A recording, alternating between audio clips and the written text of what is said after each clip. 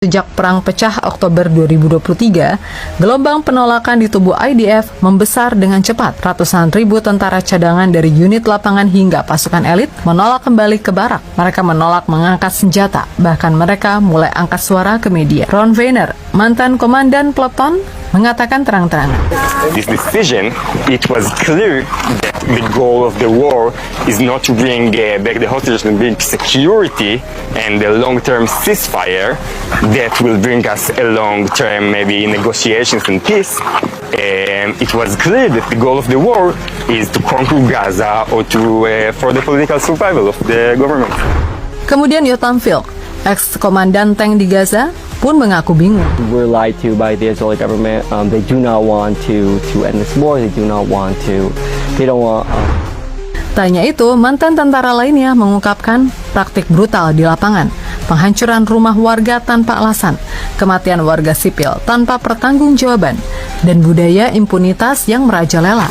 Menurut laporan DW dan France 24, jumlah penolakan militer ini terus membesar. Bahkan mantan anggota satuan elit seperti Angkatan Udara, Unit Intelijen 8200, Mossad, hingga ex-PM Ehud Barak ikut menandatangani surat terbuka yang menyebut perang ini tidak lagi soal keamanan. Ini hanya demi kekuasaan Netanyahu. Salah satu penolak militer, Yuval Ben Ari, dengan tegas mengatakan, "Aku tidak akan pernah lagi mengenakan seragam di bawah pemerintahan ini." Ia bukan satu-satunya. Laporan France 24 menyebut bahwa lebih dari 100.000 reservis kini menolak hadir saat dipanggil. Kehadiran tentara di pelatihan cadangan bahkan jatuh ke angka 60% saja. Penurunan drastis sejak serangan Hamas pertama.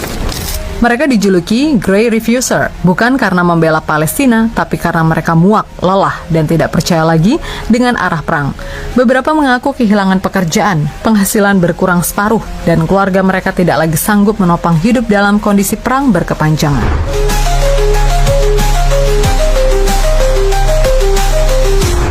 Ketika peluru dari sniper menjatuhkan pasukan di Jabal al-Saurani dan penyergapan brutal di Khan Yunis membuat pasukan Israel terpaksa dievakuasi dengan helikopter.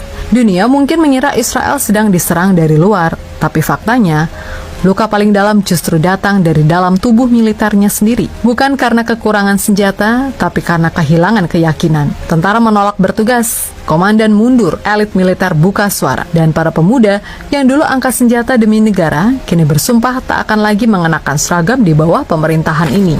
Di satu sisi Hamas dan Saraya Al-Quds semakin berani, semakin taktis. Di sisi lain tentara Israel mulai mempertanyakan, untuk apa semua ini? Demi siapa kami bertempur? Perlawanan Palestina bukan hanya soal senjata, tapi tentang hak untuk hidup, hak untuk pulang, dan hak untuk bebas dari penjajahan. Dunia boleh ragu, politik bisa berubah, tapi selama rakyat Palestina masih berdiri, selama satu anak di Gaza masih berani berkata tidak pada penindasan, maka tidak ada yang benar-benar bisa menaklukkan mereka. Karena perlawanan yang lahir dari penderitaan selalu lebih kuat dari pasukan manapun yang lahir dari kebohongan.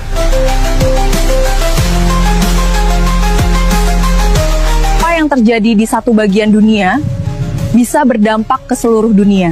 Terima kasih telah menyimak. Terus suarakan kebenaran, karena masa depan ditentukan oleh mereka yang tidak tinggal diam.